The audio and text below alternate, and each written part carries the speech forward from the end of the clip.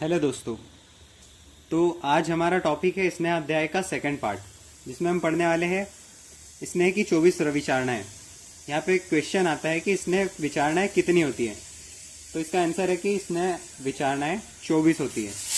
ठीक है। तो इसमें आती है ओदन, विलेपी, रस, मांस, दूध, दही, यवागु, सूप, शाक, यूज, कामलिक, खड़, सत्तू, तिल का कल्क, मध्य, लेह, भक्ष्य, अभ्यंजन, बस्ती, उत्तर बस्ती, गंडूस, कर्णतेल, नस्य और अक्षी तर्पण।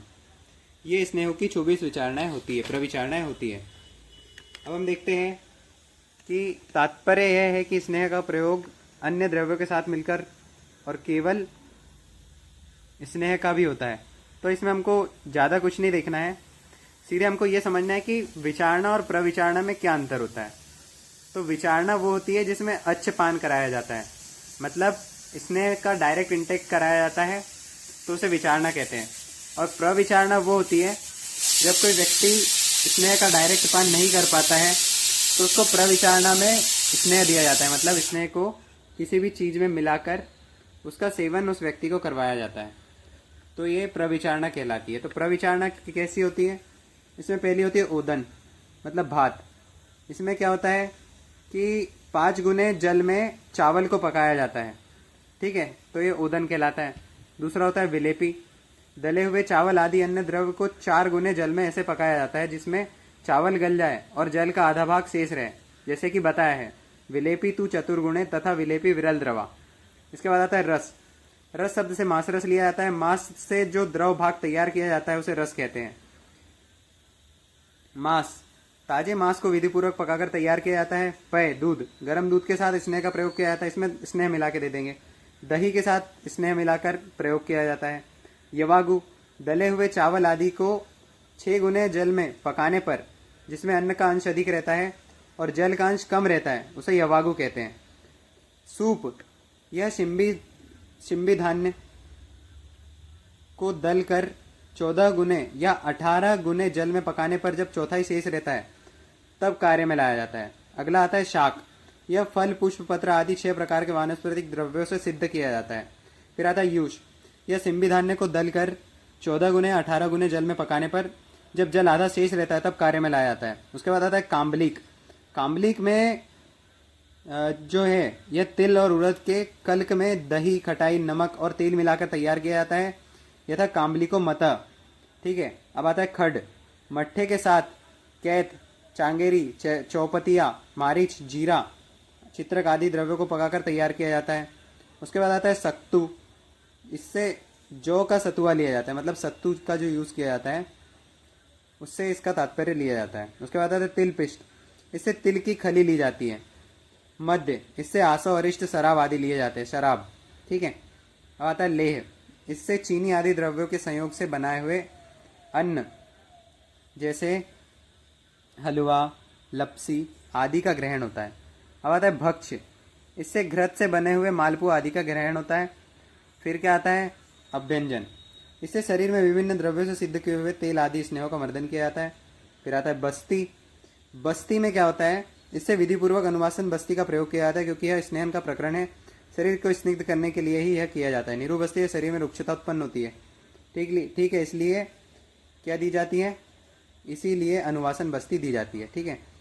उत्तर बस्ती, योनि मार्ग या मूत्र मार्ग के द्वारा स्नेह का प्रयोग करना उत्तर बस्ती कहलाता है। गंडूश, स्नेह को मात्रापूर्वक मुख में इस प्रकार धारण किया जाता है जिससे मुख में चलाया ना जा सके। कर्ण तेल, विभिन्न द्रव्यों से सिद्ध किए हुए तेल को कान में छोड़ा जाता है। नस्य कर्म, मर्श, प्रतिमर्श आदि नस्य कर्म में प्रयोग करने को कहते हैं। कर्म अक्षी तर्पण, आंखों को तृप्त करने के लिए घी का प्रयोग किया जाता है। गंगाधर ने कर्म अक्षी तर्पणम में ऐसा पाठ माना है कि मेरे विचार से यही पाठ ठीक है। ठीक है। अब इसको हम देखते हैं। अच्छ पेय। अच्छे पेय मतलब अच्छे स्नेह की प्रविचारणा में निषेध। तो इसमें क्या आता है कि अच्छे पेयस्तु यह स्नेहो न तामाहुर्विचारणाम स्नेह से स भिषक दृष्ट कल्प प्राथम कल्पिका। अच्छे स्नेह का प्रविचारणा को गणना में निषेध। जो केवल स्नेह का पान किया जाता है उसे विचारणा नहीं कहा जाता है। वैद्यों ने इस अच्छे पान को मुख्य कल्पना बताई। इसका मतलब क्या है कि अगर कोई व्यक्ति स्नेह का पान डायरेक्ट कर ले रहा है तो उसे अच्छे पान कहेंगे। ठीक है। जो केवल स्नेह का पान किया जाता है उसे विचारणा नहीं कहा जाता है। वैद्यों ने इस अच्छे पान को मुख्य कल्पना बताई है। अर्थात किसी अन्य द्रव्य के साथ न मिलाया हुआ स्नेह का प्रयोग विचारणा नहीं कहा जाता। मतलब जैसे प्रविचारणा को विचारणा नहीं कहेंगे, सीधी सी बात है। अर्थात किसी अन्य द्रव्यों के साथ न मिलाया हुआ स्नेह विचारणा नहीं कहा जाता है। विचारणा में स्नेह की मात्रा अल्प होती है, इसलिए वह देर से कार्य करती है। अभ्यंग में प्रयुक्त स्नेह भी अल्प मात्रा में ही होता है, इसलिए इसे विचारणा ही कहा जाता है। केवल स्नेह पीने में स्नेह की मात्रा अधिक होती है, अतः शीघ्र ही कार्य करता है। केवल स्नेह पीना वैद्यों ने प्रधान माना है। अब आता है 64 प्रकार की प्रविचारणाएं। रसों के भेद से 63 होती है और एक आ जाता है अच्छपान। तो इस प्रकार टोटल 64 प्रकार की प्रविचारणाएं हो जाती है। ठीक है। अब हम देखते हैं स्नेह, ये वाला 7th क्वेश्चन आया था, 7th क्वेश्चन, स्नेह की मात्रा तथा मान प्रमाण, कति मात्रा कथमाना। तो इसमें क्या दिया गया है, प्रधान, मध्य और ह्रस्व, ये 3 प्रकार की होती है। ठीक है। प्रधान, मध्य और ह्रस्व, ये 3 प्रकार की मात्रा होती है। जो स्नेह की मात्रा दिन रात में पच जाए वह प्रधान मात्रा, दिन रात मतलब 24 घंटे में जो पच जाए वो हो जाएंगी आपकी प्रधान मात्रा। ठीक है। और जो 12 घंटे में पच जाए वो हो जाएंगी मध्य मात्रा। ठीक। अहोरात्र में पच जाए उसे, अहोरात्र में पच जाए उसे कहेंगे प्रधान मात्रा। ठीक है। और जो दिन भर में पच जाए वह मध्यम मात्रा, मतलब जो 12 घंटे में पच जाए वो मध्यम मात्रा। और ह्रस्व मात्रा मतलब जो 6 घंटे में पच जाए वो ह्रस्व मात्रा, जो दिन भर में पच जाए 12 घंटे में वो मध्यम मात्रा, और जो अहोरात्र मतलब दिन और रात में पच जाए वो हो जाती है प्रधान मात्रा। ठीक है। तो ह्रस्वसी मात्रा, एक ह्रस्वसी मात्रा का भी इसमें वर्णन किया गया है। तो ह्रस्वसी मात्रा बहुत कम मात्रा होती है जो 3 घंटे में पच जाती है। इसके बाद हम देखते हैं स्नेह की मात्रा किसके लिए उपयोगी। काच केशुपदिश्यते। इन तीनों स्नेहों की मात्रा का प्रयोग भिन्न भिन्न प्रकृति तथा बल के अनुसार अलग अलग पुरुषों की प्रकृति प्रति कहा जाएगा। अब आता है स्नेह की प्रधान मात्रा सेवन करने योग्य रोग और रोगी। ठीक है। जो पुरुष प्रतिदिन अधिक मात्रा में स्नेह का सेवन करता हो, जो भूख और प्यास के वेग को सहन करने का अभ्यासी हो, जिस पुरुष की जठराग्नि का बल उत्तम हो, मतलब वो कुछ भी आसानी से पचा लेता हो, जिस मनुष्य का शारीरिक बल उत्तम हो, जो मनुष्य बहुत बलवान हो, वे पुरुष गुल्म से पीड़ित रोगी हो, जिसे सांप ने काटा हो, जो विसर्प उन्माद तथा मूत्रकृच्छ रोग से पीड़ित हो, तथा जिस मनुष्य का मल सूखा निकलता हो, वे मनुष्य उत्तम मात्रा में स्नेह का पान कर सकते हैं। मतलब सूखा निकलता हो मतलब उसमें रुक्षता है। ठीक है। तो उसे स्नेह पान की शीघ्र आवश्यकता है। स्नेह की उत्तम मात्रा के योग्य कौन है, सर्पदंश और गुल्म से रोगी पीड़ित व्यक्ति। और एक इसमें और लिख लेना, मूत्रकृच्छ से पीड़ित व्यक्ति भी स्नेह पान की प्रधान मात्रा के योग्य व्यक्ति है। ठीक है। इसके बाद क्या आता है, स्नेह की प्रधान मात्रा सेवन से लाभ। अब उत्तम मात्रा में सेवन किए स्नेह के गुणों को सुनो। यह उत्तम मात्रा में विधिपूर्वक सेवन किया हुआ स्नेह शीघ्र ही रोगों को शांत करता है। सभी ऊर्ध्व, अधः और तिर्यक 3 प्रकार की गतियाँ होती है। तो ऊर्ध्व, अधः और तिर्यक गति में और कोष्ठ और मर्मास्थि संधियों में रोगों के मार्गों में अनुसरण करने वाला है। यह उत्तम मात्रा दोषों का अनुकर्षण करने वाली है, शरीर में बल को बढ़ाती है। एक चीज ध्यान में रखना है कि शरीर में बल को बढ़ाती है तथा शरीर, इंद्रिय और मनोगत रोगों को दूर कर इन्हें नूतन बनाती है। अब ये हमने देख ली स्नेह की प्रधान मात्रा। अब अगला आता है स्नेह की मध्यम मात्रा के योग्य रोग और रोगी। ठीक है। तो हम देखते हैं कि अरुष्क, छोटी छोटी फुंसियाँ, स्फोट, बड़े बड़े फफोले, पीड़का, व्रण, कंडू, खुजली, पामा, इन रोगों से पीड़ित मनुष्य तथा कोढ़ी, प्रमेही एवं वात रक्त से पीड़ित मनुष्य जो अधिक नहीं खाने वाले हैं, जिनका कोष्ठ मृदु है, जिनका बल उत्तम है, ऐसे मनुष्य को स्नेह की मध्यम मात्रा पीनी चाहिए। इसमें ऐसा बताया गया है। ठीक है। और जिनका क्रूर कोष्ठ है उनको लेना चाहिए स्नेह की प्रधान मात्रा। ठीक है। और जिनका मृदु कोष्ठ है उनको लेना चाहिए स्नेह की मध्यम मात्रा। ये चीज़ आपको ध्यान में रखनी है। और मध्यम मात्रा किसको लेनी चाहिए, जिसको स्किन से रिलेटेड रोग हो और पित्त रक्तजन्य विकार हो। अब हम देखते हैं यहाँ पे मैंने लिख के रखा है कि मध्यम मात्रा सुखपूर्वक स्नान के लिए ली जाती है। इसका प्रयोग शोधन के लिए करते हैं। मध्यम अग्नि मध्यम मात्रा, जिसकी मध्यम अग्नि होगी उसको मध्यम मात्रा लेना है। और मंद विभ्रंश मतलब कम उपद्रव करती है। जो मध्यम मात्रा होती है स्नेहन की वो उपद्रव कम करती है शरीर में। इस मध्यम मात्रा में स्नेह का सेवन करने से अधिक उपद्रव होने की संभावना नहीं रहती है, इसलिए इस मात्रा का नाम मंद विभ्रंशा है। यह मात्रा बल को अधिक रूप से कम नहीं करती है, सुख से शरीर का स्नेहन करती है और शोधन के लिए इसका प्रयोग होता है। अब क्या आ जाता है, स्नेह की ह्रस्व मात्रा सेवन करने के योग्य रोग तथा रोगी। ठीक है, तो हम देखते हैं अगला पॉइंट। ह्रस्व मात्रा के योग्य रोगी कौन होंगे? जो वृद्ध, बालक, सुकुमार और सदा सुखी रहने वाले हैं, वो लोग स्नेह की ह्रस्व मात्रा सेवन करने के योग्य लोग हैं। ठीक है, ये तो रोगी हो गए। अब इनमें रोग कौन से होते हैं? जो जठराग्नि वाले पुरुष हैं उनको ह्रस्व मात्रा का सेवन करना चाहिए। जो लोग बहुत दिनों से ज्वर, अतिसार और काश से पीड़ित हैं, जो अल्प बल वाले पुरुष हैं, उन्हें स्नेह की ह्रस्व मात्रा पीनी चाहिए। ठीक है, तो ह्रस्व मात्रा ह्रस्व अग्नि वाले को देंगे। और ह्रस्व मात्रा कितनी देर में पच जाती है? स्नेह की ह्रस्व मात्रा पच जाती है 6 घंटे में। और स्नेह की प्रधान मात्रा कितने टाइम में पच जाती है? 24 घंटे में। ठीक है, और स्नेह की मध्यम मात्रा कितने टाइम में पच जाती है? 12 घंटे में। ठीक है, अब हम देखते हैं ह्रस्व मात्रा में सेवन किए स्नेह का गुण। यह स्नेह की ह्रस्व मात्रा परिहार में सुगम है, शरीर का स्नेहन और वृहण करती है, शुक्रोत्पादक है, बल बढ़ाती है और सेवन करने पर किसी प्रकार का उपद्रव न करती हुई स्नेह से उत्पन्न गुणों को शरीर में बहुत दिनों तक बनाए रखती है। अब हम देखते हैं ऐसे क्यों में आ सकता है घृत सेवन के योग्य रोग और रोगी।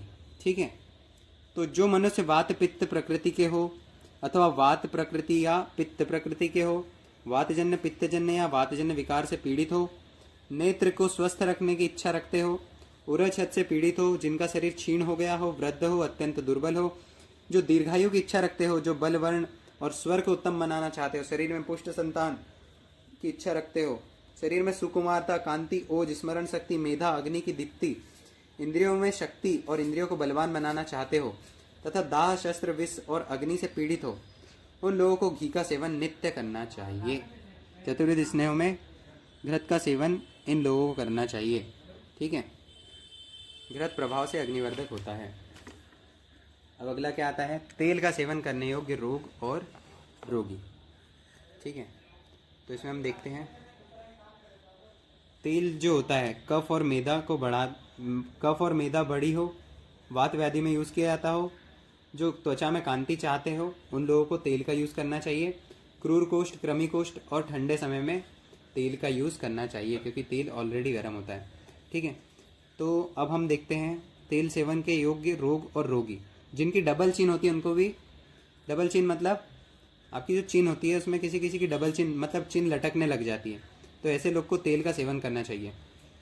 देखिए, अब हम देखते आगे।